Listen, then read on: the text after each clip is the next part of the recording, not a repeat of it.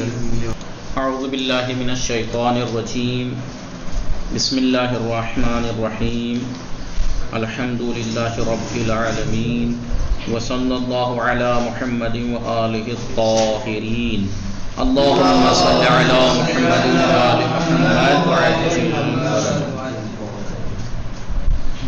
بات اصول عقائد میں شروع ہوئی تھی ہماری عدل کے بارے میں.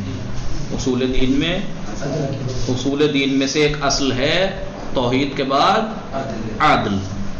عدل کے بارے میں پہلا درس جو ہم نے پڑھا اس میں ایک سوال تھا، اس کا جواب دیا گیا. سوال یہ تھا، کیا تھا سوال نصرت جی؟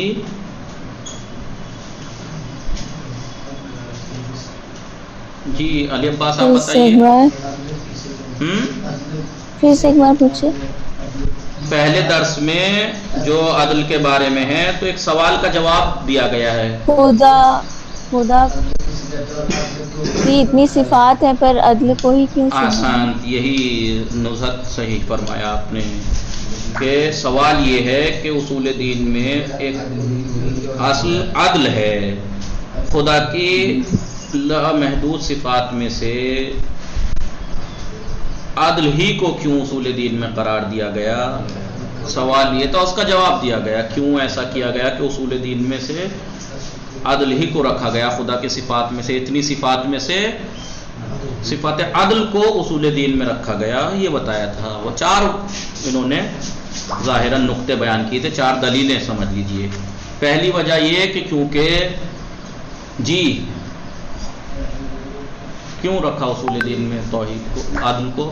خدا کی صفات میں سے اصول دین میں عدل ہی کو کیوں رکھا؟ جواب دیجئے.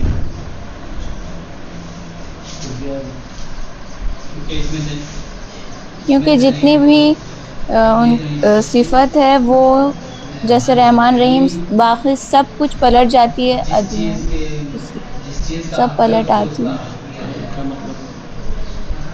یہ آپ کو پتہ ہے، یہ میں کہہ رہا ہوں کہ سورج جو ہے وہ صبح میں نکلتا ہے، آپ کہہ رہے ہو ہاں چاند رات میں نکلتا ہے، اور سب کو اس کی جگہ پہ ہی کسی کا حق نہیں چاہیے. اصول دین میں خدا کی صفات میں سے عدل ہی کو کیوں رکھا گیا؟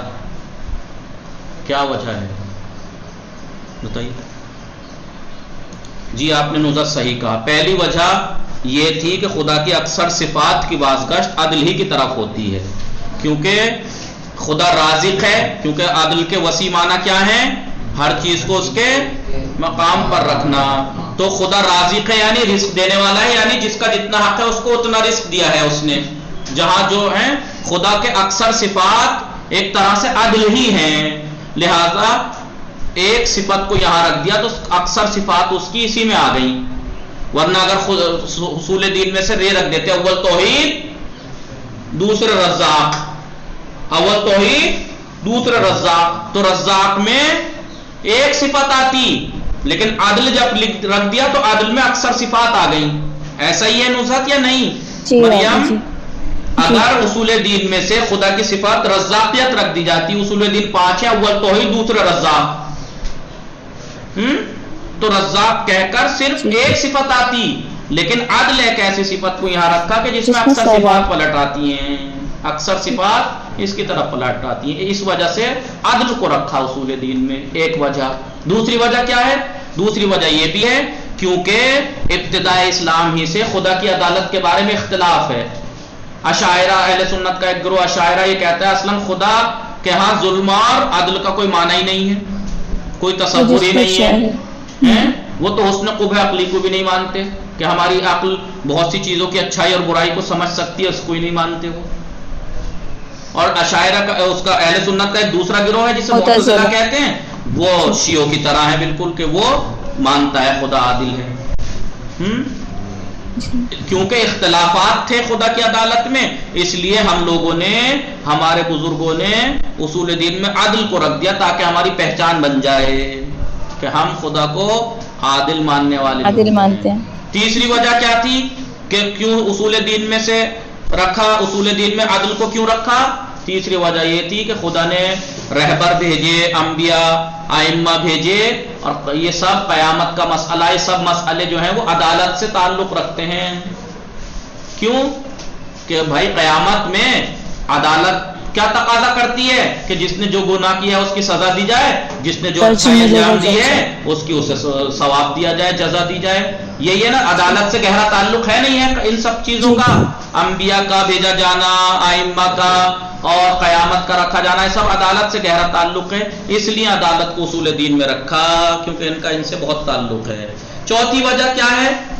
چوتھی وجہ یہ ہے کہ عدالت کو اصول دین میں اس لیے رکھا، اور صفات میں سے صرف اصول دین میں عدالت کو اس لیے رکھا تاکہ ہم خدا کی توحید کے پرچم کے تلے جمع ہو کے اس کی عدالت سے روشنی لیتے ہوئے ہم بھی اپنے معاشرے میں عدالت کو قائم کر سکیں، عدالت کا بول بالا ہو، جس کی وجہ سے ایک معاشرہ، ایک سماج ایک اچھا سماج بن جائے. ورنہ اگر یہ عدالت نہ ہو تو یہ سماج ختم ہو جائے. لہٰذا یہ آپ سے پوچھے کہ بھائی اصول دین کتنے ہیں؟ 5. اول توحید، دوسرے عدل. چھوٹتے ہی اگر وہ یہ کہے کہ خدا کے تو صفات بہت زیادہ ہیں، ان صفات میں سے عدل ہی کو کیوں رکھا اصول دین میں؟ رزاق بھی رکھ سکتے تھے، اور لاکھوں کروڑوں صفات ہیں خدا کے، ان میں سے یہی کیوں رکھا؟ یہ دلیل ہے آپ کو 4 دے دی گئی. اتنی آسان سی بات ہے جو بار بار دوہرا رہا ہوں اور خاموش بیٹھے ہیں یہ لڑکے. بتائیے. چلیے پھر آگے جا کے اسی درس میں عدل کے معنی بھی بتائے تھے. عدل کے 2 معنی. عدل کے ایک معنی تو وہی ہے جس کی طرف ابھی اشارہ کیا، جو عمومیت رکھتے ہیں، وسیع پھیلے ہوئے معنی ہے، تو بہت کچھ شامل ہو جائے گا. اور ہمارے نیچر میں یہی معنی مراد ہیں پہلے والے، وسیع معنی. کیا؟ ہر چیز کو اس کے لائق مقام پر رکھنا. تو یہ پیڑ پودے، درخت، اشجار، حیوانات، نباتات، جمادات، جتنی بھی کائنات، برہمان جسے ہم گلیکسی کہتے ہیں، اس کائنات کا ایک ایک ذرہ خدا نے اس کو اس کے لائق مقام پہ رکھا ہے. ایک معنی یہ ہے عدالت کے. اور ایک معنی ہے عدالت کے حق، دوسروں کے حق کی رعایت کرنا. دوسروں کے حق کی رعایت کرنا، کسی کے حق کو کسی کو اور کو نہ دینا، نہ کسی کے اوپر ظلم کرنا. تو عدالت کے ایک معنی کیا ہے؟ دوسروں کے حق کی رعایت کرنا، جو جس کا حق ہے اس کو اتنا ادا کرنا، کسی کے حق کو کم نہ کرنا، کسی کے حق کو نہ چھیننا. اس کے مقابلے آتا ہے ظلم، جو کہ دوسروں کے حق کو پامال کرنا، دوسروں کا حق غصب کر لینا. تو اگرچہ عدل کے دونوں معنی، اس کو ہر چیز کو اس کے لائق مقام پہ رکھنا، اور دوسروں کے حقوق کی رعایت کرنا، صد درصد یہ خدا کی ذات سے تعلق رکھتے ہیں. لیکن جب اصول دین میں عدل کی بات آتی تو عدل کے معنی یہی مراد ہیں. کون سا؟ کہ خدا نے سب کے حقوق کی رعایت کی ہے، سب کو اس کے حق کے مطابق دیا ہے، کسی کا حق کسی اور کو نہیں دیا ہے، کسی کا حق کسی سے چھینا نہیں ہے. کسی نے ذرہ برابر بھی اگر فَمَن يَعْمَلْ مِثْقَالَ ذَرَّةٍ خَيْرًا يَرَهُ، اگر ذرہ برابر بھی نیکی انجام دی ہے اس کا جزا اسے دی جائے گی. فَمَن يَعْمَلْ مِثْقَالَ ذَرَّةٍ شَرًّا يَرَهُ، اگر اس نے ذرہ برابر برائی انجام دی ہے تو اس کی بھی اسے سزا ملے گی. کسی کا حق خدا ذرہ برابر بھی ادھر کا ادھر نہیں کرے گا. سمجھ میں آئی بات؟ جی آقا. مریم جی. اور پھر اس کے بعد کیا بیان کیا تھا آخر میں؟ عدل اور عدالت اور مساوات کے درمیان فرق. بعض ٹائم ہم جو ہے وہ مساوات کو عدالت سمجھ لیتے ہیں، مساوات کو عدالت سمجھ لیتے ہیں. مساوات یعنی برابری، اور ہم کبھی کبھی کہتے ہیں ہاں بھائی عدل سے کام لو، یعنی ہم کیا چاہتے ہیں؟ یعنی برابر دو سب کو برابر. جبکہ عدالت کا مساوات سے کوئی تعلق نہیں ہے. مساوات ایک الگ چیز ہے، اور ممکن ہے کہ بعض ٹائم مساوات ظلم ہو، جیسا کہ میں نے کل مثال دی تھی، انہوں نے بھی دی تھی. مساوات پانی ڈالنا، نہیں وہ نہیں. مساوات ظلم کیسے ہے؟ مثلا ایک چھوٹے سے 2 انچ کے پودے کی جڑ جتنی ہے اتنی ہی جڑ ایک نیم کے پیڑ کی ہو. مساوات ہے نا؟ یہ تمام نباتات کی جڑیں ایک جیسی کر دے خداوند عالم، تو کیا یہ ظلم نہیں ہے بڑے درختوں کے اوپر کہ اتنا بڑا درخت ہے اس کی جڑ اتنی کمزور؟ تو یہ مساوات تو ہو سکتا ہے، عدالت نہیں ہو سکتی. مساوات کا مطلب یہ ہے کہ پوری کلاس میں سب نے ایگزام دیا، جو جتنا جیسا پڑھ رہا تھا کوئی فرق نہیں دیکھا ہم نے، سب کو 80 نمبر دے دیے. یہ مساوات ہے. ہو سکتا ہے یہ مساوات بعض جگہ ظلم ثابت ہو جائے کہ نزہت نے تو 100 نمبر کا لکھا تھا، اوروں کی طرح انہیں بھی 80 دے دیے. تو لیکن ہم لوگ بعض ٹائم مساوات کو عدالت سمجھ بیٹھتے ہیں، جبکہ ایسا نہیں۔ سمجھ میں آیا؟ جی ہاں۔ لہذا عدالت کے معنی ہے، مساوات کے معنی ہے برابری، عدالت کے معنی ہے ہر ایک کو اس کی استعداد، اس کی صلاحیت اور اس کی کیپیسٹی کے مطابق اس کو دینا۔ کسی کا اگر حق کاپی میں اتنا لکھا ہے کہ اسے 10 ہی نمبر ملے تو 10 ہی دیے جائیں، اور اگر کسی نے 100 نمبر کا لکھا ہے تو عدالت کا تقاضا یہ ہے اسے 100 ہی دیے جائیں۔ یہ ہے عدالت۔ لیکن مساوات یعنی برابری، جبکہ عدالت اور مساوات الگ الگ معنی ہے، ہم بعض ٹائم گڑبڑ کر بیٹھتے ہیں۔ آج یہ پہلا درس میں نے پھر دوہرا دیا، دیکھیے خلاصہ کر دیا۔ آج دوسرا درس شروع ہوتا ہے پروردگار کے، ہم نے دیکھ لیا اصول دین کتنے ہیں، اول توحید، دوسرے عادل۔ یعنی کیا مطلب؟ خدا عادل ہے، یعنی کسی کے حق کو پامال نہیں کرتا، سب کے حقوق کی رعایت کرتا ہے۔ آپ کے پاس کیا دلیل ہے خدا عادل ہے؟ وہ یہاں پر دلیلیں دیں گے۔ یہاں پر پہلی دلیل جو میں نے پچھلے درس میں اس لفظ کی طرف اشارہ بھی ہوا تھا، حسن و قبح عقلی۔ حسن و قبح عقلی یعنی حسن و قبح عقلی یعنی چیزوں کی اچھائی اور برائی کا عقلی ہونا، یعنی بہت سی چیزیں ایسی ہیں جن کا اچھا ہونا ہماری عقل سمجھ سکتی ہے، اس لیے نہیں کہ ائمہ اور انبیاء اور اللہ نے کہا ہے کہ بری ہے اس لیے ہماری عقل کہہ رہی ہے بری ہے، نہیں۔ نہ بھی اگر اللہ حکم لگاتا تو ہماری عقل میں اتنی بعض چیزوں پہ تو ہمارے عقل میں اتنی صلاحیت اللہ نے دی ہے کہ ہم سمجھ سکتے تھے کہ یہ بری چیز ہے۔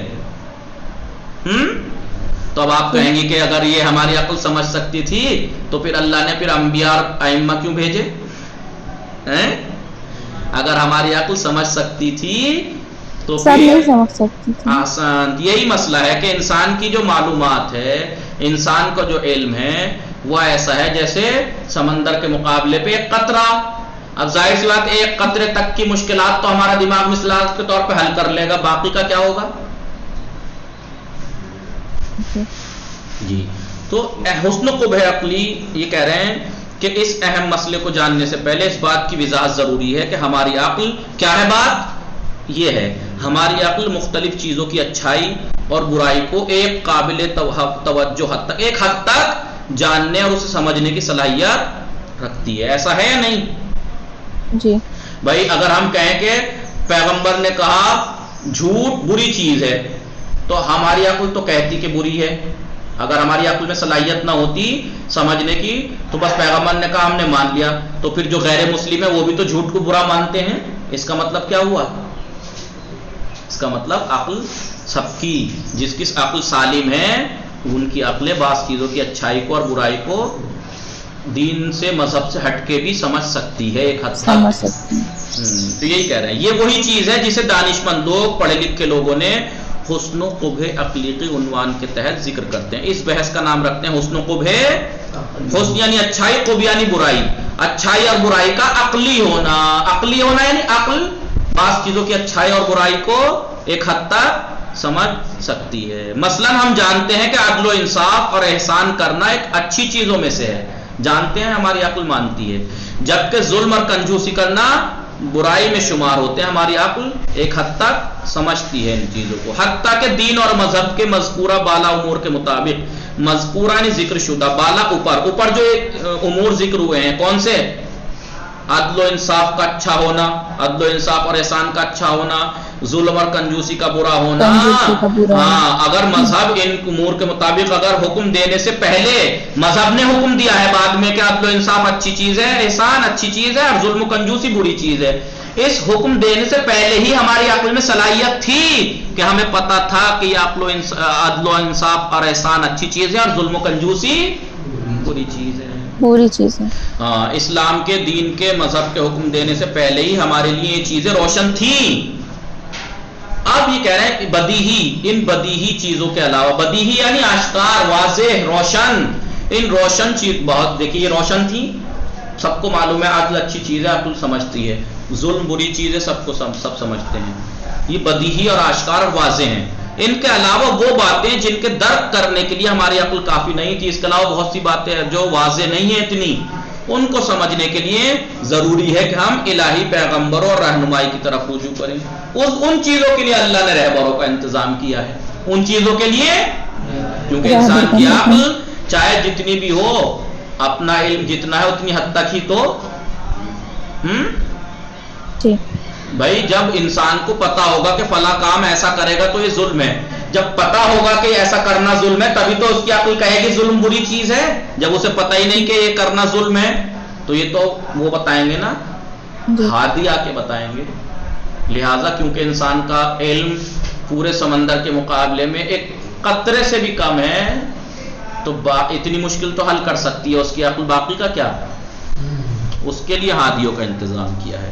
لہٰذا ہماری عقل ایک حد تک بعض چیزوں کی اچھائی اور برائیوں کو درک کرنے کی صلاحیت رکھتی ہے. اسی لیے مسلمانوں کے جو اشاعرہ نامی گروہ ہے, اہل سنت کا ایک گروہ پڑھا تھا اشاعرہ, وہ حسن و قبح عقلی کا منکر ہونا, ان لوگوں کا حسن و قبح عقلی کا منکر ہونا اور تمام خوبیوں یا برائیوں کی شناخت کے لیے, تمام چیزوں کی اچھائی اور برائی کی پہچان کے لیے, یہاں تک کہ عدل و ظلم کے حوالے سے بھی وہ فقط مذہب کے مرکز اور محور قرار دینا ایک بہت بڑی خطا ہے. وہ کہتے ہیں کہ بس سارا مرکز جو ہے وہ مذہب ہے, مذہب نے جس چیز کو اچھا کہہ دیا وہ اچھی, جس کو برا کہہ دیا وہ بری, ہمارے بس کی نہیں ہے سمجھنا باقی کچھ.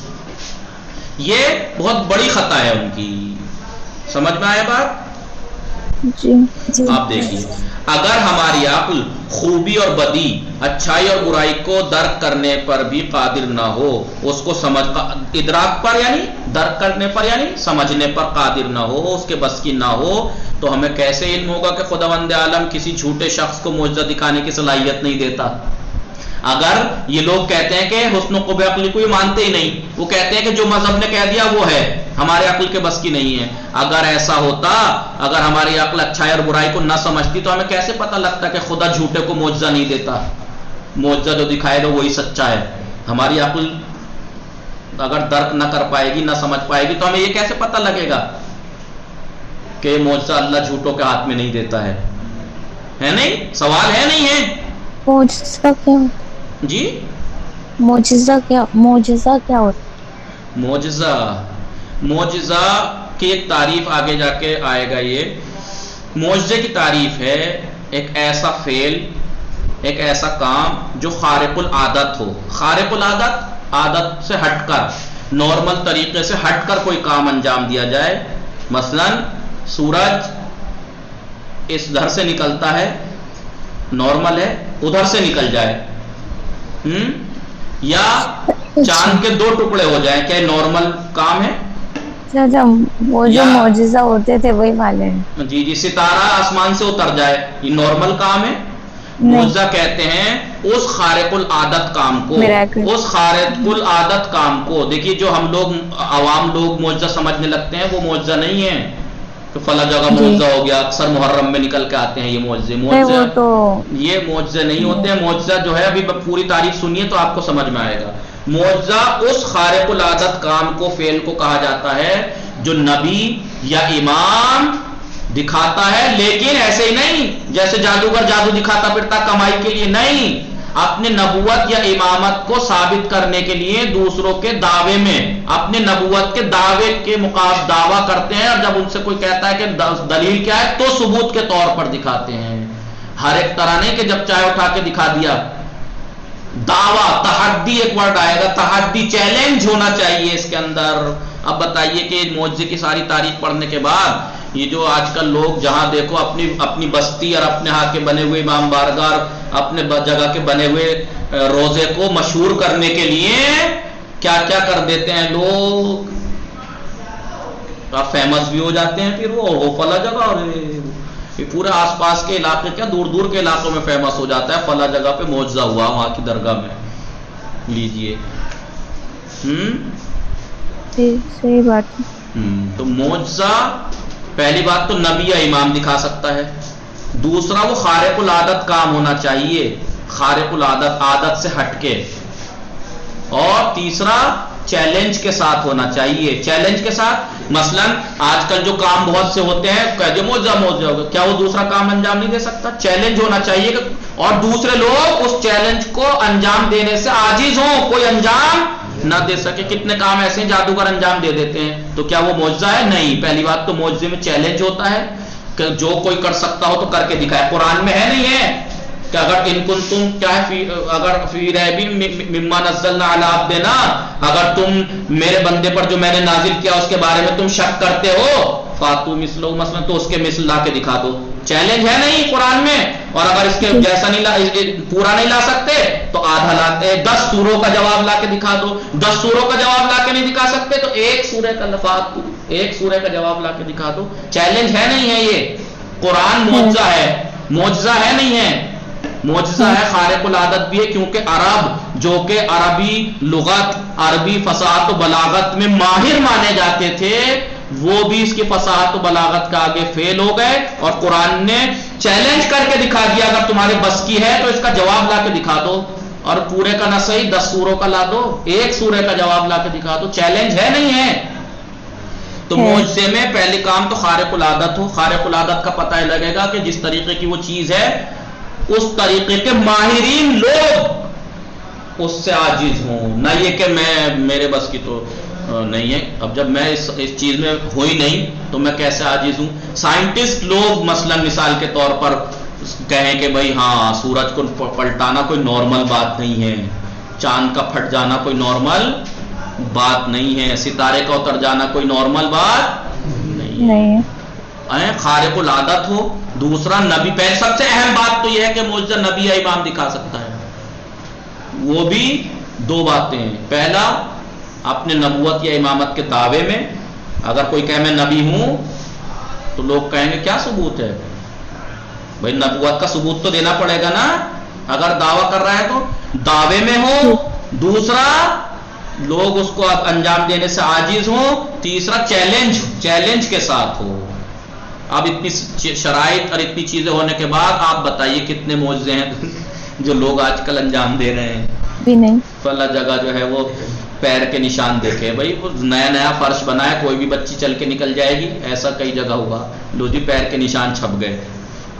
کہیں تابوت بھی اپنے سے اٹھ جاتا ہے, وہ خون آ جاتا ہے. وہ پتہ نہیں بھائی, میں کیسے کہہ سکتا ہوں. اگر بولوں تو یہ ہوگا کہ یہ تو مقصر ہے.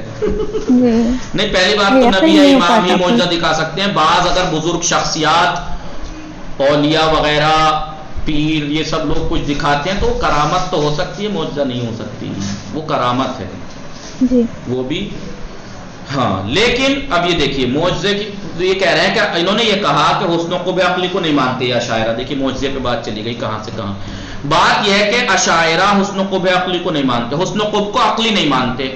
یعنی کیا مطلب, وہ یہ نہیں مانتے کہ ہماری عقل اچھائی اور برائی کو درک کر سکتی ہے بعض چیزوں کی.